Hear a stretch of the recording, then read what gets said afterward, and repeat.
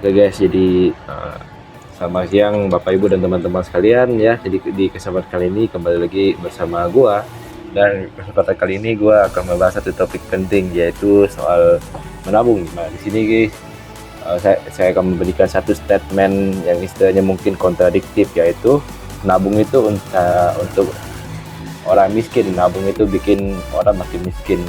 Ya ini mungkin sekilas itu mungkin bertentangan dengan mungkin diajarkan sama kalian di sekolah-sekolah ya, yaitu nabung pangkal kaya itu salah satunya. Tapi ya sebenarnya tidak sesimpel itu sih cara uang bekerja. Bukan hanya dengan menabung kalian bisa kaya, gak gitu cara kerjanya. Di sini gue bakal sedikit jelasin kenapa gue bilang nabung itu buat orang miskin dan nabung itu tidak akan membuat kalian kaya. Jadi simpel saja, nanti di sini gue akan bahas tentang salah satu penyebab utamanya, yaitu inflasi, dan gue juga akan sekaligus memberikan solusi yang mungkin bakal berguna buat kalian di masa mendatang. Jadi langsung aja guys, kita masuk di bagian pertama ya guys. Jadi ini seperti yang kalian tahu ya, kalau kita membahas soal inflasi, kalian juga pasti merasakannya. Mungkin kalau dulu kalian mungkin masih merasakannya zaman beli buku komik ya, misalnya komik Bobo itu cuma butuh 1000 perak ya, sekarang udah harganya 20 ribuan per satu buku. Dan terus misalnya kalian dulu beli bakso 5.000 tuh udah satu mangkok bakso, sekarang itu satu mangkok bakso itu paling nggak 20.000. Dan itu adalah salah satu bentuk inflasi di mana mata uang kita tahun demi tahun itu melemah. Oke, jadi mungkin kalian pikir oke, menabung, tapi di sini gue menabungnya pakai deposito bang.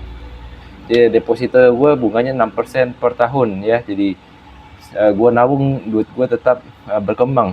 Oke, gini. Salah satu fakta yang mungkin kalian gak pernah sadari adalah bahwa sebenarnya inflasi di Indonesia itu hampir 25% per tahun guys. Faktanya inflasi di Indonesia itu kurang lebih antara 10 sampai 25% per tahun guys. Ya mungkin itu lumayan kontradiktif dengan data yang mungkin muncul di internet dan dari dinas-dinas resminya ya, yaitu datanya itu menunjukkan inflasi terkendali di 1 sampai 5%. Tapi sebenarnya ya asal kalian tahu saja ya, inflasi yang dirilis oleh badan resmi suatu negara atau pemerintahan itu hanya mencakup core. Jadi di sini yang dimaksud dengan core adalah bahan makanan dan energi itu dikeluarkan. Jadi ya pasti stabil karena memang tidak termasuk dengan bahan makanan dan bahan energi. Sedangkan yang jadi masalah untuk saat ini adalah bahwa yang jadi masalah adalah bahwa harga pangan dan energi itu makin naik. Kalian lihat aja contohnya minyak goreng ya, makin bulan makin naik terus harganya, naik 500 perak, naik 500 ya. Dulu 1 liter kan 14.000 ya, sekarang udah gak ngotak harganya 20-an ribu. Dan itu udah adalah salah satu bentuk inflasi juga yang kalian mungkin tidak sadari ya. Kalian bayangkan aja dalam 1 tahun itu kenaikan harganya sudah berapa dalam 2 tahun 3 tahun terakhir ya. Dan yang jelas ini adalah terus kalau misalnya gak bisa deposito juga gak berguna, terus apa sih solusinya? Sebenarnya solusi itu cuma satu sih, simple, adalah kalian memutarkan duit kalian. Duit yang kalian punya itu jangan hanya disimpan tapi diputar. Salah satu cara memutar duit adalah dengan berinvestasi. Jadi investasi sini bukan hanya sekedar kita beli saham, obligasi, reksadana, enggak, tapi di sini lebih juga kepada berbisnis. Jadi sebenarnya simpelnya adalah dari semua kasta-kasta investasi, bisnis itu memegang kasta paling tinggi karena istilahnya yaitu adalah teknik compounding ya. Selain kalian menggandakan duit kalian juga membangun relasi dengan banyak pengusaha-pengusaha besar. Tapi ya selain daripada itu sebenarnya simpel aja sih. Kalau misalnya kalian misalnya kalian belum berani atau misalnya kalian belum sanggup, mulailah dengan yang paling mudah terlebih dahulu, yaitu berinvestasi emas ya. Itu adalah salah satu ya investasi yang paling umum ya ditemukan ya, bahkan emak-emak dan bapak-bapak ya pasti ada simpanan emasnya.